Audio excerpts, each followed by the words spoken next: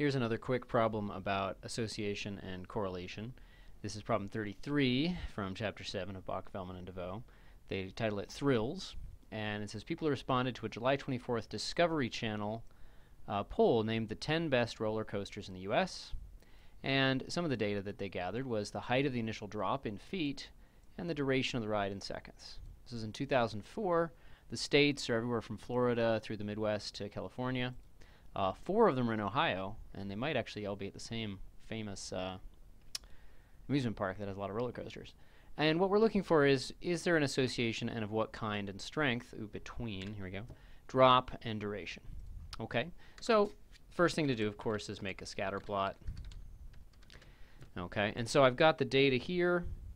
I put these in as a variable called drop and a variable called dir. And then we're ready to go to stat plot. And I've already got it set up as the type scatter, and I put in, well, let me show you again. Remember, second list names, you get that out of the names menu. And I did the same for dir. Okay, so probably zoom 9 would be good. And of course, the problem with that is it doesn't tell you what the scale is, and so it's a little bit dicey. So before we analyze this qualitatively, let's just make sure we know what the scale is. Okay, x is going from 65 to 320 about, and that was the drop, and then in feet, and then the y was the duration in seconds, going from 35 to 270. Okay, and there's our plot.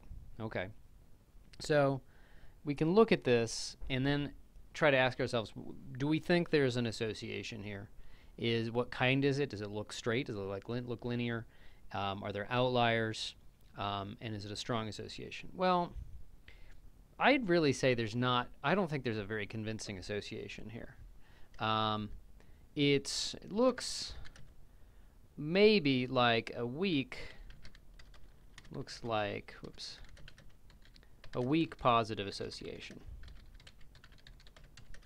There's nothing up in this corner, and there's not much down here. This would be where the drop is not much, but you get a long duration. This is where the drop is big, but the duration is small.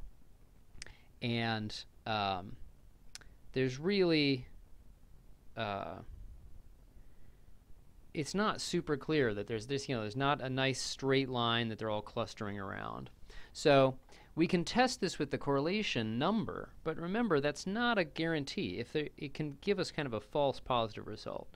There's not a super strong association here, and when we go to a linear fit, we're kind of assuming it's linear.